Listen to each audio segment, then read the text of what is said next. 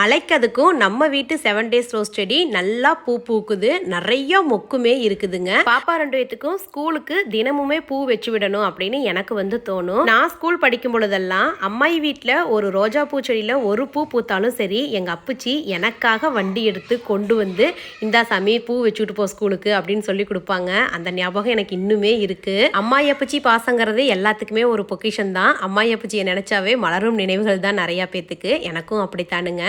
இந்த வீடியோ என்னைக்கு எடுத்துட்டு இருக்கேன்னா, half yearly exam last day exam அன்னைக்கு எடுத்துக்கிட்டு இருக்கேன். இந்த டைம் சன்சிக்கி, காய்ச்சல், தலைவலி, எக்ஸாம் டைம் பத்தில் அது இதுன்னு சொல்லுவா இல்லைங்களா, அதெல்லாம் எதுவுமே வரல. நானும் எக்ஸாம் டைமில் கூட இருந்து அவளை பார்த்துட்டே இருந்தேன்.